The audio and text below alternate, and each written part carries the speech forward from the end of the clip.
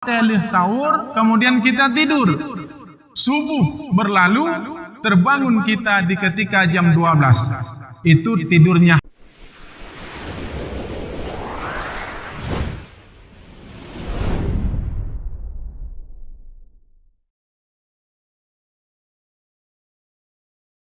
Assalamualaikum warahmatullahi wabarakatuh. Alhamdulillahi rabbil alamin. Wassalatu wassalamu ala sayyidina Muhammad wa ala alihi wa sahbihi ajma'in. Wa qala Allah ta'ala fil Qur'anil Karim. Bismillahirrahmanirrahim. Syahru Ramadan alladhi unzila fihi al-Qur'an hudan linnasi wa bayyinatin minal huda wal furqan. Wa qala an-nabiy sallallahu alaihi wasallam, man shama ramadana wa aqamahu imanan wa ihtisaban ghufira lahu ma taqaddama min zambihi. Shadaqallahul azim wa sadaqan nabiyul karim. Ta'zim wa ikraman terutama sekali kepada membesar Masjid Syuhada dan kepada seluruh hadirin kaum muslimin dan muslimat sidang jamaah Isya dan Tarawih yang dirahmati Allah Subhanahu wa taala. Izinkan waktu barang 15 menit untuk saya menyampaikan mau'izah, mudah-mudahan bermanfaat untuk saya sendiri dan umumnya buat hadirin kaum muslimin dan muslimat yang telah berhadir pada malam yang berbahagianya. Kita sekarang sudah berada di dalam Ramadan, kalau puasa sudah 8 hari. Jadi insya Allah tarawih gedanya malamnya memasuki malam ke-9. Dan yang harus kita ingat, sesungguhnya Ramadan itu sebagai tamu yang agung bagi kita. Maka sebelum Ramadan berangkat, muliakan Ramadan itu dengan memperbanyakkan amal ibadah kepada Allah Subhanahu wa taala. Hadirin kaum muslimin dan muslimat yang dirahmati Allah Subhanahu wa taala. Untuk apa Allah wajibkan puasa? Dan kepada siapa Allah wajibkan puasa? Ya sudah barang tentu kepada orang-orang yang beriman. Puasa ketika Allah menciptakan akal dan nafsu. Bahwa Allah menciptakan nafsu, akal, kemudian Allah memanggil dan ditanya oleh Allah, man anta wa ma'ana, sogata dan solung. Kemudian akal menjawab, ana abdi wa anta rabbi.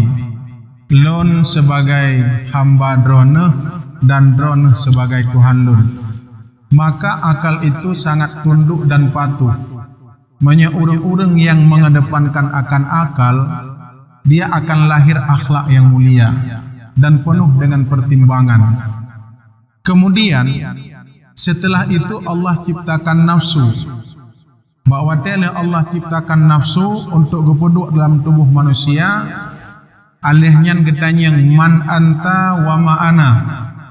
Kemudian li nafsu iz'ud, ana, anta. Dro, long. Nafsu itu keras. Kemudian Allah gecok nafsunya, getet di dalam neraka 100 tahun. Alenyan gerung, bahwa tega pedengah dari neraka, getanyang lo man anta wa ma'ana. Jawaban yang kedua, ana, anta. Dro, long. Ana urusan nyan ke nafsu. Dan akhirnya Allah campakkan ke dalam siksaan neraka lapar. Watega peduk dalam neraka lapar 100 tahun. Kemudian Allah kembalikan lagi, man anta wa ma'ana, ana abdi wa anta rabbi. Kalah nafsu itu dengan Allah melaparkan dia. Maka untuk membunuh keinginan hawa nafsu, ya sudah barang tentu dengan memperbanyakkan puasa. Maka tema kita pada malam yang berbahagianya, ibadah apa yang kita lakukan di ketika hari dan amal ibadah apa yang kita lakukan di ketika malam hari malamnya Ramadan. Man shama Ramadana, barang siapa yang berpuasa di dalam bulan Ramadan, imanan wa ihtisaban, karena yakin dan karena iman, wa ihtisaban dan karena mengharapkan pahala dari Allah Subhanahu wa taala, ghufira lahu ma taqaddama min zambih, Allah gepa ampunkan bandung dosa gedanya, dosa yang telah terdahulu. Dosa yang engkau hablum minallah, dosa yang berhubungan dengan Allah, karena gembira dan karena senang kita berpuasa di dalam harinya Ramadan. Dosa yang berhubungan dengan Allah, Allah maafkan. Wa imma, dan adapun dosa dengan sesama manusia, nyo susah umi dan ayah sekalian, baru maaf ketika gedanyo talake kemaafan. Tapi menya urang na rencana nek megad ana payah tanyang wate tanek lake maaf nepu maaf dai salun beh ana payah tanyang pudau sa baklung idroneh ne lake maaf tebut satu persatu menya kata tebut nyanta maklah ada debu. Artinya hangat menya urang rencana ingin baik ana payah tanyang le dosa yang menyangkut paut dengan long boh analung tupu boh long debu kalung kumaah mandum-mandum. Itulah orang yang baik, itulah orang yang selalu mengedepankan akan akal yang sehat. Orang yang mengedepankan akan nafsu, selalu dia mencari musuh dan selalu dia mencari lawan. Dengan apa kita membunuh nafsu itu, melemahkan nafsu itu? Dengan selalu kita memperbanyakkan puasa. Teman puasa yang kiban tengku yang dimaksudkan di sinan, puasa yang dimaksudkan di sinan dengan iman wa ihtisaban, betul-betul mengharap ridha daripada Allah Subhanahu wa taala, memeliharakan puasa tersebut di ketika hari. Bak wate uro pelihara puasa. Yang kijit ke pegah, likulli syai'in babun. Setiap sesuatu itu ada pintu. Ketika kita masuk ke masjid, harus kita melalui pintu. Ketika kita masuk ke surga, harus kita lalui pintunya surga. Ketika kita masuk ke rumah, wajib ila tamong rak pintu, menyetamong rak jendela panjuri. Kemudian wababul ibadah saumu. Pintunya ibadah adalah puasa. Pintu ibadah puasa. Urang menyakana puasa Quran kahigala wajah. Urang kana puasa kana higala ganyan untuk menyambung silaturahmi yang baik. Maka dengan puasa itu akan memperbaiki diri kita dan akan menambah hal ibadah yang lain di setiap hari. Maka naumus sa'imu kata Rasul, tidurnya orang puasa itu ibadah. Pajan tengku daeh bakwate qailulah, bakwate pohfiblah menuju menunggunya tiba waktu duhur, disunatkan tidur supaya kita nanti terawehan dengan bujung-kajungkan. Tengku tengah datang mayang lagi danyo tengok tu. Ghairil maghdubi alaihim waladdallin.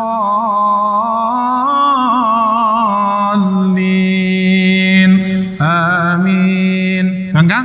Alanya danyo lam tengok wajah beda. Bismillah, alhamdulillah. Kagak dah haji. Ghairil maghdubi. Allahu akbar. Mandap Allahu akbar. Jangan ada punah gue. At-tahiyyatul mubarakatus salawatut thayyibatu lillah. Assalamu alayka ayyuhan nabiyyu. Pabe, idanya ba assalamu alayka ka waraba ju hana tapuna le. Dengan goimu assalamu alaikum warahmatullah plup tiga dalim hana diingu. Kemudian tenget ba wadada ibadah sudah barang tentu urang tenget abah tetop mata tepet jelah rayuk dah mangen maka lam ibadah je pet mantang lam ibadah je kemukru apalagi tengah semayang mana urang tengah semayang Arab dum nunggu yang kejit tunan bak wate urau naumus sa'imu ibadah, tidurnya orang puasa itu ibadah, wasumtuhu tasbih. Urang tengen kabarang tente abah hanau met. Teman bagrah tagai met hi bagrah tagai. Tapi artinya diam. Diamnya orang berpuasa itu adalah tasbih. Maka boleh dalam Ramadan yang hanjit harium hanjit ke ibadah. Ketika bakwa telih sahur, kemudian kita tidur.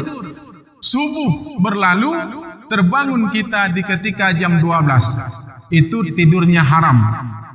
Dan harus diingat, menyahaji hantar tim berangkat tunyo dan kamampu legedanyo nyan nazurah untuk qada haji lam tunuku. Menya apabila gedanyo kaya deh dan tehat tunuku. Kemudian legedanyo menyajakeun hana tapuh lam tunyo, hantapuh ingkar zakat. Ketika tak taubat, kita selesaikan zakat. Ketika puasa gedanyo hana lakukan dan tak buka puasa, kita qada bak kali yang lain. Hana surah qada semayang.